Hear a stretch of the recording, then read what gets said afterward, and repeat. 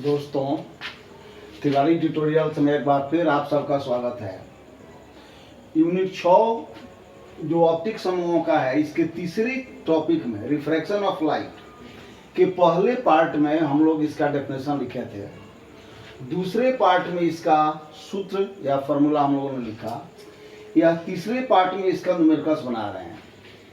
यह refraction of light at plane surface है, समतल सतह से प्रकाश का अपवर्तन है। बहुत ही आसान क्वेश्चन है। देखो, यह पहला क्वेश्चन है कि हवा में प्रकाश की चाल 3 × 10⁸ मीटर पर सेकेंड है। हवा में प्रकाश की चाल 3 × 10⁸ मीटर पर सेकेंड है। 1.5 अपवर्तनांक वाले माध्यम में प्रकाश की चाल ज्ञात करें। 1.5 अपवर्तनांक कांच का होता है, तो यह कांच का अपवर्तनांक है। कांच में प्रकाश की चाल निकालनी है। तो अगर हम लोग यहाँ क्वेश्चन जो दिया हुआ है गिवन उसको लिखे हैं, तो हवा में प्रकाश की चाल दी गई है। हवा में प्रकाश की चाल, चाल का संकेत याद होगा। चाल का संकेत स्मॉल c होता है, तो यह चाल के लिए c हुआ, या प्रकाश की चाल के लिए c हुआ।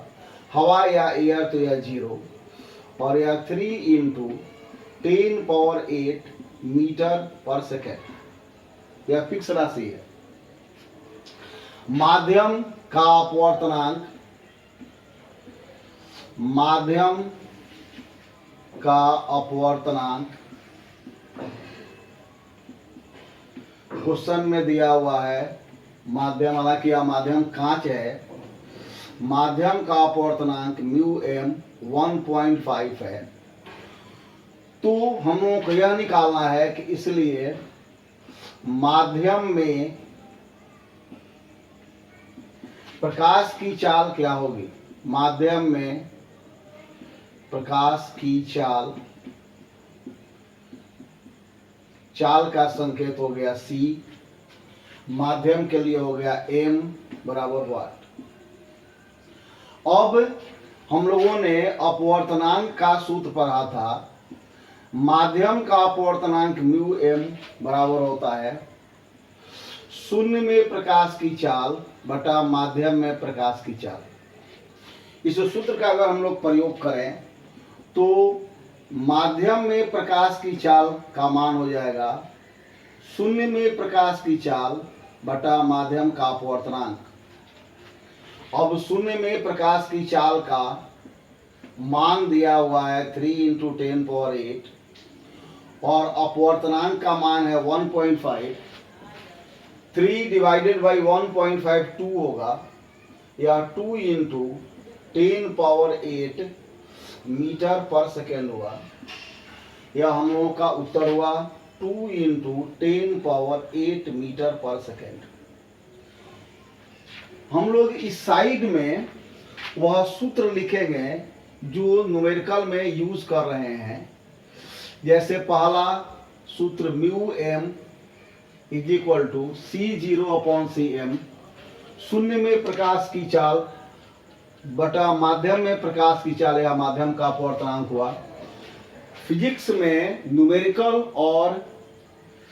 न्यूमेरिकल को सॉल्व करने के लिए डेफिनेशन और फार्मूला बहुत ही आवश्यक हैं।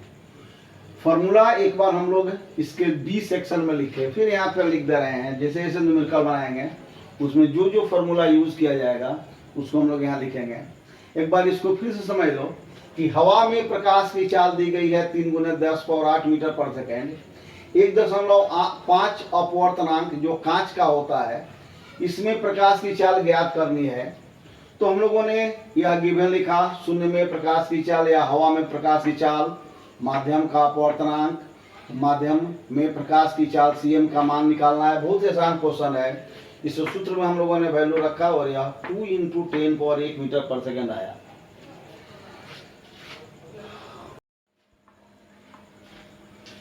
दूसरा क्वेश्चन देखो, 200 मीटर मोटे कांच की किसी पट्टिका के लंबवत रूप से प्रकाश के गुजरने में लगे समय की गणना करें। इसमें हम लोगों को समय ज्ञात करना है। कांच की मोटाई दी गई है 200 मीटर, चित्र के अनुसार हम लोग मान लेते हैं या कांच का प्लेट या पट्टिका है, जिसकी मोटाई 200 मीटर है। प्रकाश इसको गुजर रहा है, पार कर रहा है, तो प्रकाश द्वारा तय की गई दूरी भी मोटाई के बराबर होगी। तो शून्य में प्रकाश की चाल फिक्स होती है, यहाँ हम लोग यूज करेंगे शून्य में प्रकाश की चाल, इसका मान फिक्स है। इसके पहले वाले न्यूमेरिकल में हम लोगों ने यूज भी किया है, C0 3 × 10⁸ मीटर पर सेकेंड। बच्चों, इसमें हम लोग दो सूत्र का प्रयोग करेंगे। पहले तो कांच में प्रकाश की चाल ज्ञात करेंगे और दूसरा समय निकालेंगे। S बराबर VT, S बराबर VT या V बराबर S/T, चाल बराबर दूरी बटा समय का यूज करके समय निकालेंगे। तो सबसे पहले फर्स्ट में हम लोग प्रकाश की चाल कांच में निकालते हैं। कांच में प्रकाश की चाल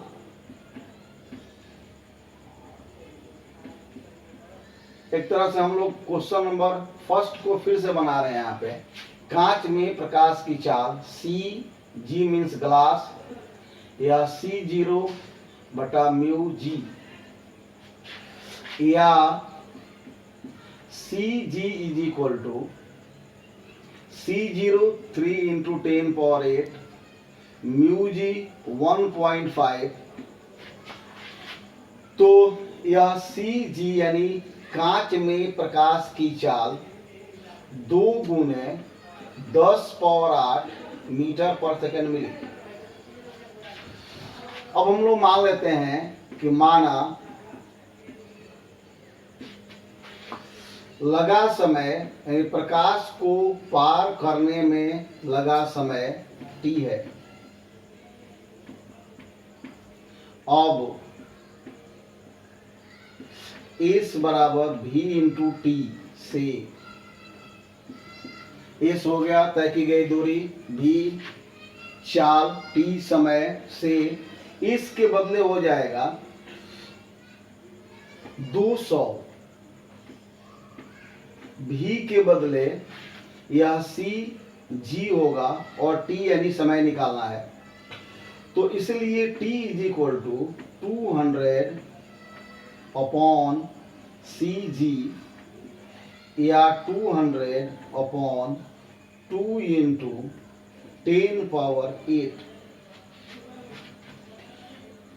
यह इसको अगर हम लोग सॉल्व करें तो यह 100 यानी कि 10⁻² हुआ, यह ऊपर जाके प्लस होगा, माइनस होगा, यह 10⁻−8 हो गया। तो समय 10⁻−6 सेकेंड, समय का मान 10⁻−6 सेकेंड। यहाँ पे एक चीज हम लोग समझ सकते हैं, T से टाइम होता है, T से थिकनेस भी होता है, मोटाई। 2 गो T हो रहा है तो इसको हम लोग D बना देते हैं, यह D हो जाएगा।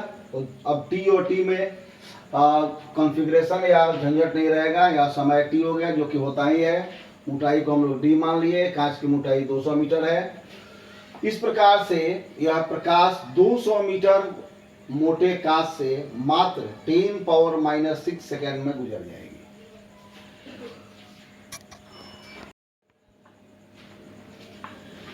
तीसरा क्वेश्चन देखो, तीसरे क्वेश्चन में है कि प्रकाश की एक किरण 1.5 अपवर्तनांक वाले एक माध्यम से दूसरे माध्यम में प्रवेश करती है।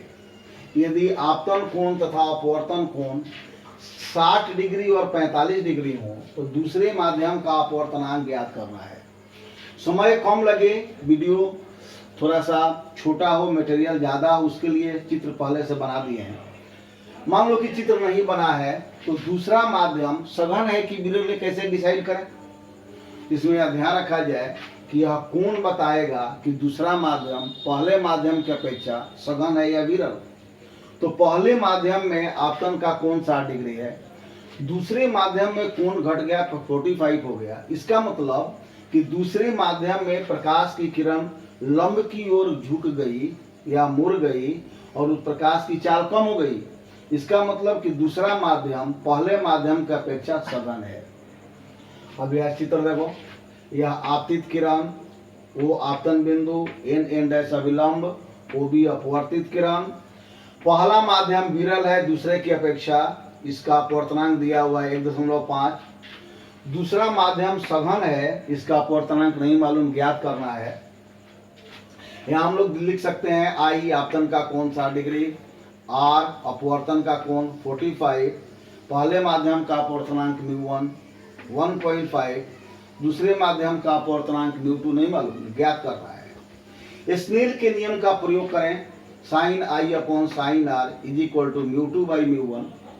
इससे हम लोग समझ सकते हैं μ2 को इधर गुना कर दें, सॉरी μ1 को गुना कर दें तो μ2 का मान मिलेगा। तो μ2 इज इक्वल टू साइन आई के बदले 60 डिग्री अपॉन साइन आर के बदले 45 और यह इंटू में μ1। Sine 60 √3/2, sine 45 1/√2 into 1.5। यह भाग देंगे √3/2 इंटू 2 अपॉन 1 इंटू 1.5। जैसा कि समझ सकते हो 2 इज इक्वल टू √2 इंटू √2। तो अगर हम लोग यहाँ 2 के बदले √2 इंटू √2 करें तो एक √2 कट जाएगा, तो μ2 का मान बचेगा √3 अपॉन √2 इंटू 1.5 और इसको सॉल्व करने पर μ2 का मान आएगा 1.83। यह जो न्यूमेरिकल का यह पोर्शन है इसको सॉल्व करना। अगर इतना उत्तर नहीं मिले तो व्हाट्सएप नंबर दिया हुआ उस पर कांटेक्ट करना। यहाँ हम लोग जो न्यूमेरिकल में सूत्र प्रयोग कर रहे हैं उसको एक बार फिर से लिख दे रहे हैं। यह पहले न्यूमेरिकल में प्रयुक्त सूत्र है, इसका प्रयोग दूसरे में हुआ, और यह स्नेल लॉ इसका प्रयोग तीसरे न्यूमेरिकल में हुआ।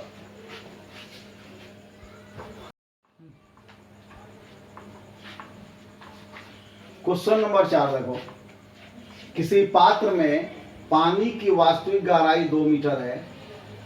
पानी के ऊपर से देखने पर इसकी गहराई कितनी प्रतीत होगी, जबकि जल का अपवर्तनांक 4/3 है। हम लोग सूत्र में एक लिखे थे सूत्र, किसी माध्यम का अपवर्तनांक बराबर वास्तविक गहराई बटा आभासी गहराई।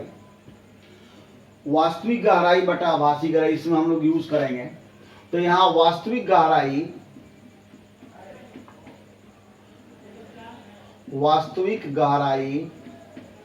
2 मीटर है। जल का अपवर्तनांक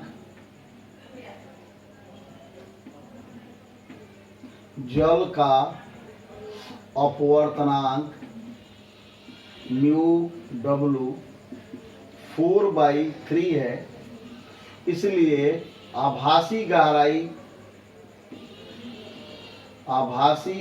ज्ञात करनी है। हम लोग सूत्र का प्रयोग करेंगे। अब μw यानी कि जल का अपवर्तनांक बराबर वास्तविक गहराई बटा आभासी गहराई।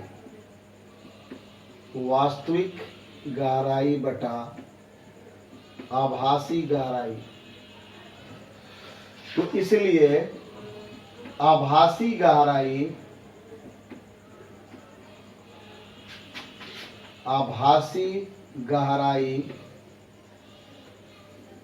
बराबर हो जाएगा वास्तविक गहराई अपॉन μw। वास्तविक गहराई 2 मीटर, जल का अपवर्तनांक 4/3, यह होगा 3/4 यानी कि 3/2। इसलिए आभासी गहराई का मान 1.5 मीटर होगा। आभासी गहराई का मान 1.5 मीटर होगा। अगर जल नहीं होता तो पात्र में देखने पर जो वस्तु 2 मीटर गहरी दिखाई देती, जल पर या जल के बाद देखने पर वह 1.5 मीटर दिखाई देगी, लेकिन आधा 0.5 मीटर ऊपर उठी हुई दिखाई देगी। यह क्वेश्चन नंबर 4।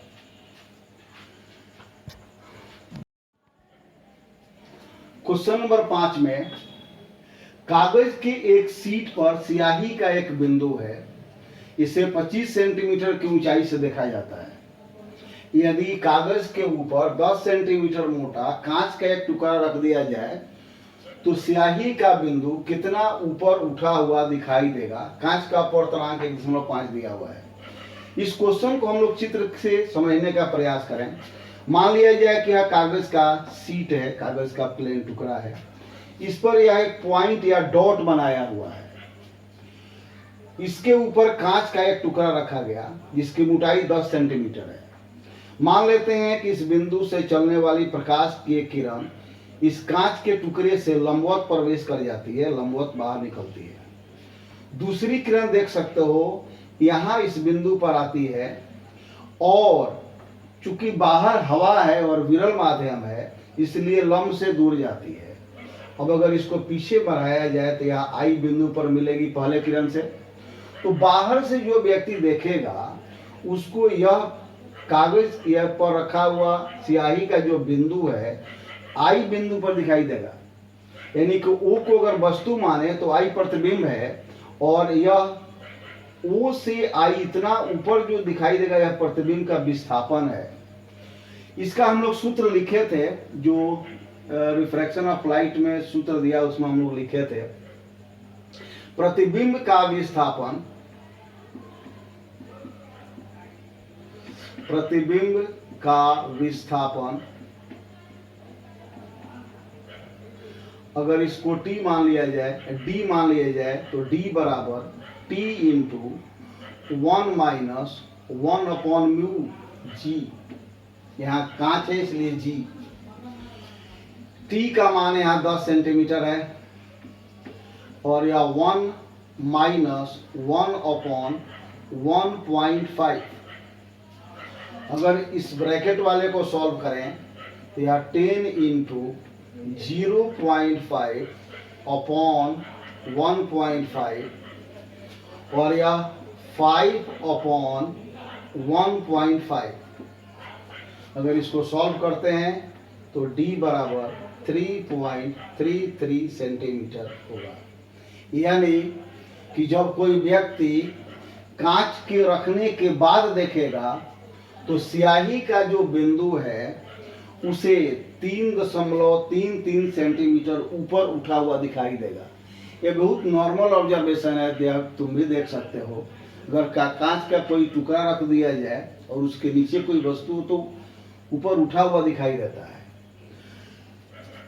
दोस्तों, ऑप्टिक्स के टॉपिक 3 में जो रिफ्रैक्शन ऑफ लाइट हम लोगों ने पढ़ा उसके पहले भाग में इसका महत्वपूर्ण परिभाषा है, दूसरे में महत्वपूर्ण सूत्र जो हम लोग यहाँ सामने लिखे भी हैं, और तीसरे भाग में इसका न्यूमेरिकल है। आशा किया जा सकता है, मैं आशा करता हूँ कि यह टॉपिक तुमको समझ में आएगा। अगर इसमें किसी प्रकार का कोई प्रॉब्लम हो तो व्हाट्सएप नंबर पर कांटेक्ट करना। इस वीडियो को देखो, लाइक करो, शेयर करो और सब्सक्राइब करो। सब्सक्राइब करने से यह होगा कि जो भी वीडियो होगा तुम्हारे पास सबसे पहले जाएगा, उसका नोटिफिकेशन मिलेगा, सर्च नहीं करना पड़ेगा और पढ़ने में आराम होगा। हम लोग यूनिट 1 शुरू किए हुए हैं, आज यूनिट 1 का वीडियो डाले हैं, आगे उसको बढ़ाया जाएगा। यूनिट 1 का डेफिनेशन, फार्मूला और न्यूमेरिकल्स हम लोग इसको आगे बढ़ाएंगे और इसके साथ साथ यूनिट 6 का भी फार्मूला, डेफिनेशन, न्यूमेरिकल चलता है।